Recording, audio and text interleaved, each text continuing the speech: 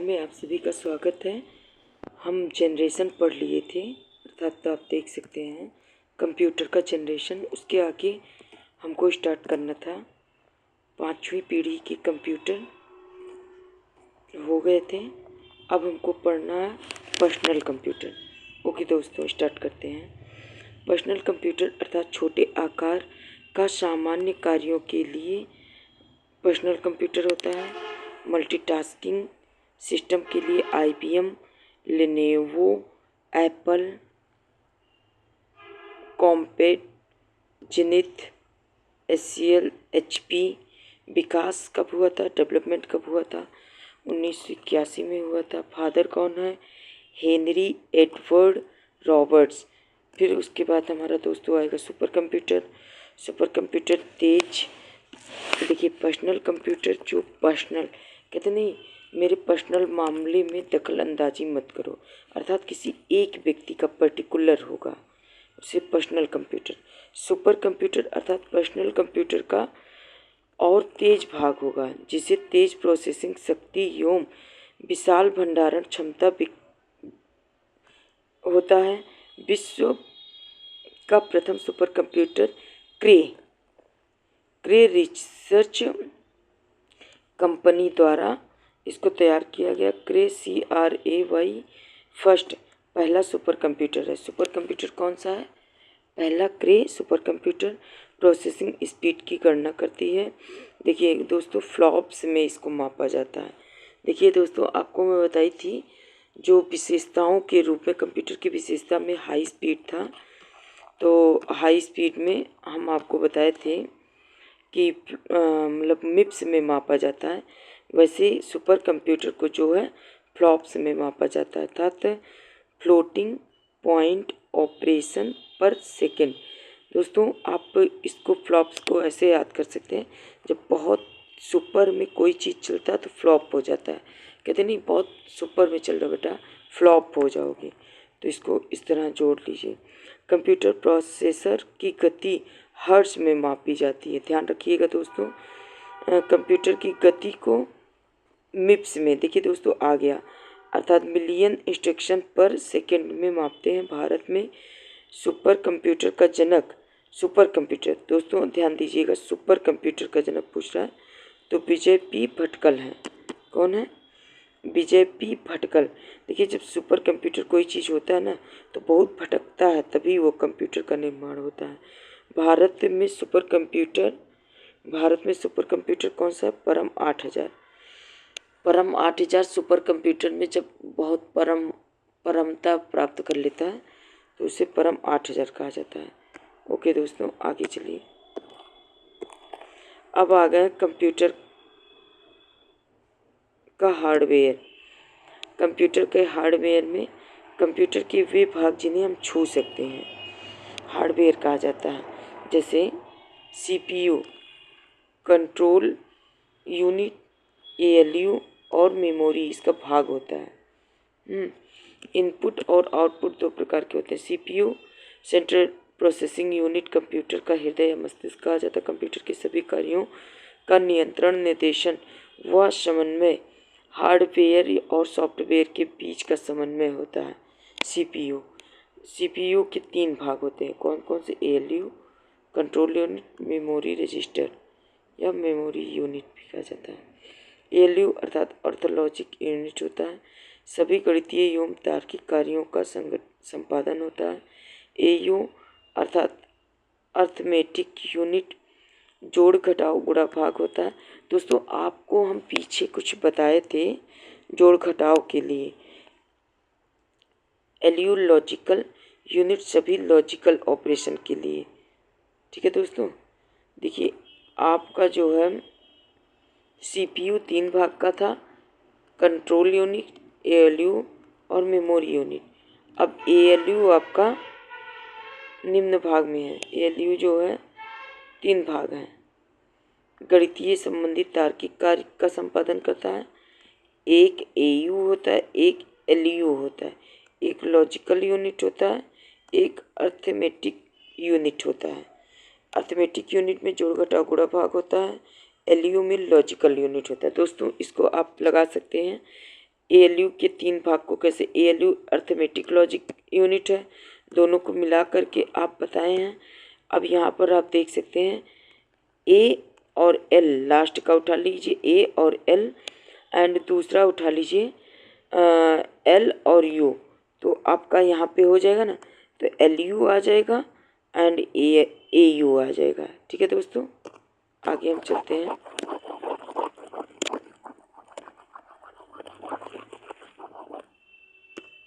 एक मिनट दोस्तों।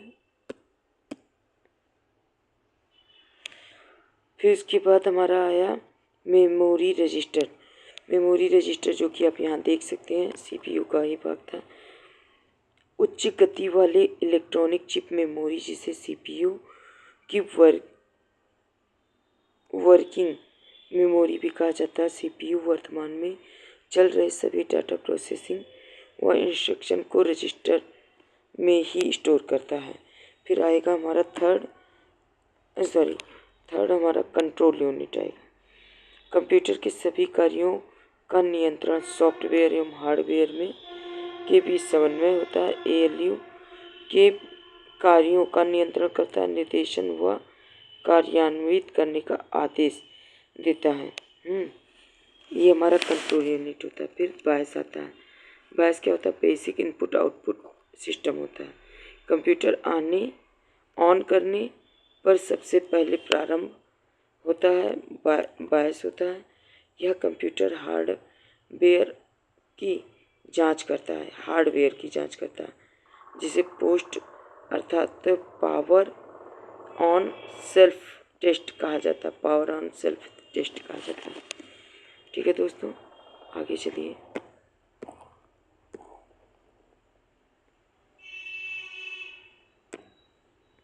कंप्यूटर चालू करते समय डेल की का प्रयोग करते हैं।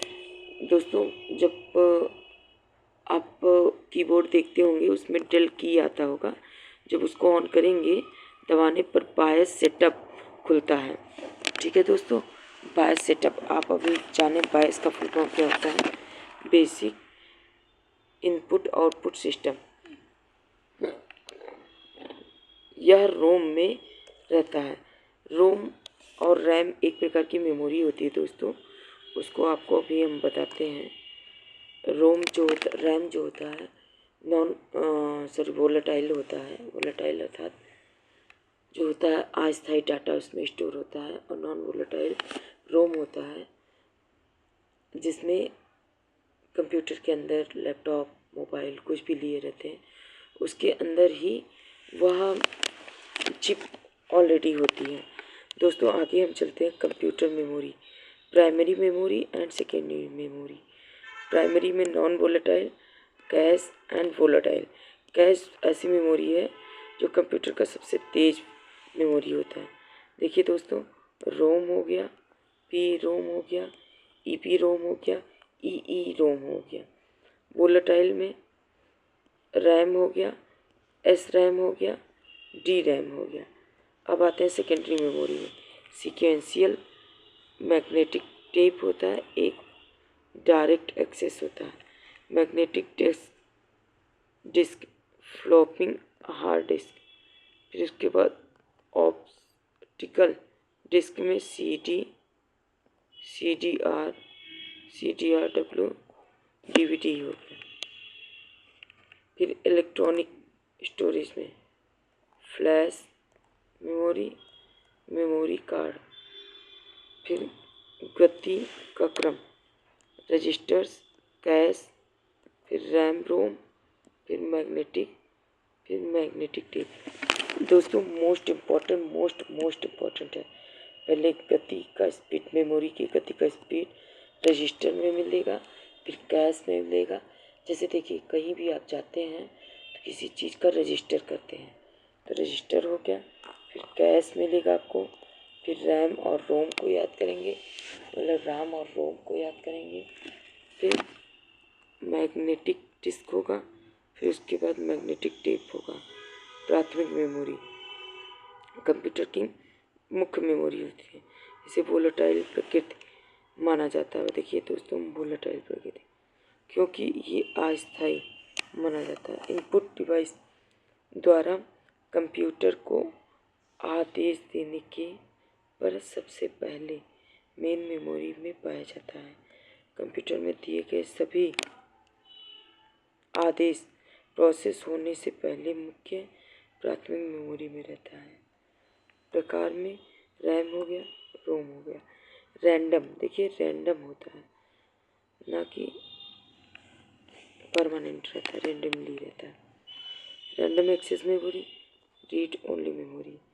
प्राइमरी मेन मेमोरी में डाटा अस्थायी रहता है। वर्क क्या करता है, डाटा को मुख्य मेमोरी से प्रोसेसर तक पहुंचाने का काम करता है। ठीक है दोस्तों, आगे देखिए। प्राथमिक मेमोरी मुख्यतः इलेक्ट्रॉनिक सेमीकंडक्टर मेमोरी है, जिससे इंटीग्रेटेड सर्किट का इस्तेमाल होता है। यह सिलिकॉन की बनी होती है। आविष्कार चेविकिल्बी ने किया था। रैम मेटल ऑक्साइड सेमीकंडक्टर से निर्मित होता है। जिसे मेटल ऑक्साइड सेमीकंडक्टर, यह अस्थायी और वोलेटाइल होता है। कंप्यूटर के बंद होने पर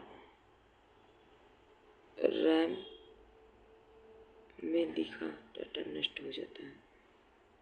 कंप्यूटर जैसे बंद हुआ तुरंत डाटा गया। रीड वाइट दोनों होता है, राइट दोनों होता है। रैम रीड कर लो और राइट कर लो। कार्य इसका क्या है, प्रोसेसिंग से पहले डाटा तथा अनुदेशों को सहायक मेमोरी से लेकर के रैम में स्टोर करना। सीपीयू रैम से ही डाटा प्राप्त करता है। रैम दो प्रकार का होता है, S RAM, D RAM. S RAM static RAM होता है, डायनेमिक रैम होता है। स्टैटिक रैम में 6 ट्रांजिस्टर, महंगी होती है। कैश मेमोरी होती है, स्मॉल होता है, वेरी फास्ट होता है।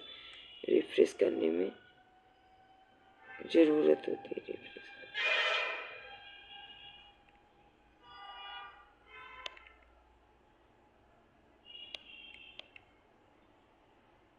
दोस्तों आगे चलते हैं। डायनेमिक रैम क्या होता है, केवल एक ट्रांजिस्टर होता है। देखिए दोस्तों, स्टैटिक है इसीलिए यहाँ पे 6 ट्रांजिस्टर, यहाँ पे केवल डायनेमिक है तो यहाँ पे एक ट्रांजिस्टर लगाए हैं। सस्ती होती है, मुख्य मेमोरी होती है, बड़ी होती है, धीमी होती है और रिफ्रेश करना पड़ता है इसको। फिर आया रोम। रोम हमारा स्थायी नॉन वोलेटाइल सिलिकॉन की बनी होती है। दोस्तों आप देख सकते हैं रैम जो है मेटल ऑक्साइड का बना था और ये सिलिकॉन का बना होगा। तो आप जानते हैं सिलिकॉन के लिए बहुत हमारे भारत में संघर्ष करना पड़ता है, जो कि सिलिकॉन वैली भारत को बेंगलुरु के बेसिस पे कहा जाता है। सिलिकॉन को प्राप्त करने के लिए से चाइना विश्व लेवल पे सबसे प्रथम स्थान पे है। फिर उसके बाद ताइवान है एंड थर्ड आपका साउथ कोरिया है।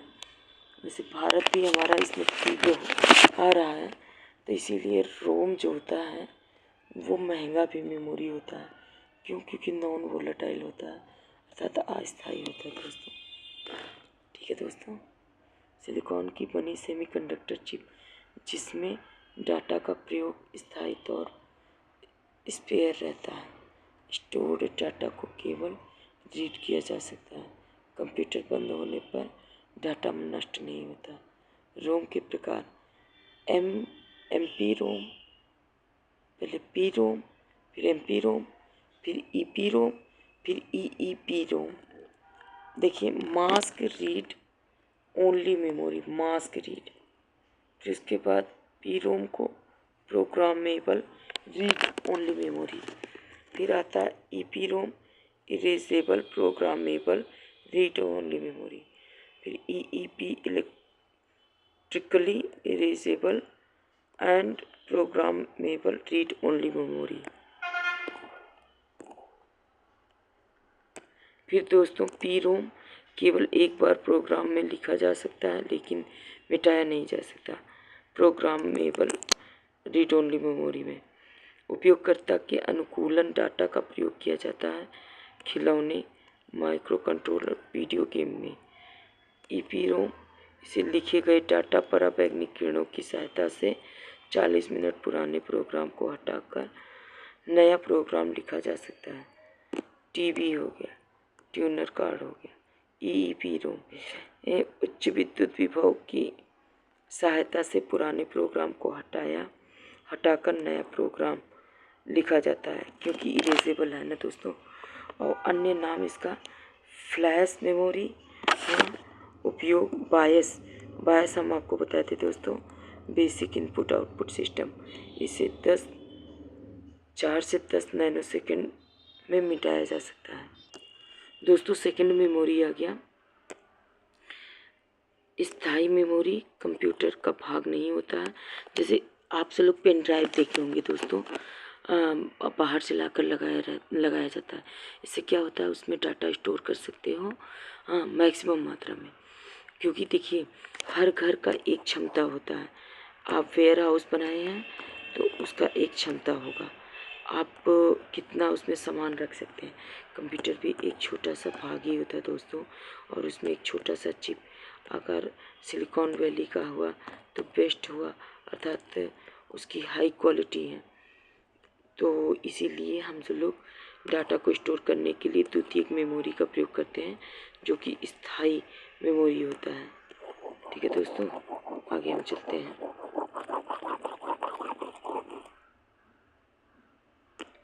कह रहा है स्थायी मेमोरी कंप्यूटर का भाग नहीं होता है। स्टोरेज क्षमता अधिक लेकिन एक्सेस टाइम की गति धीमी होती है।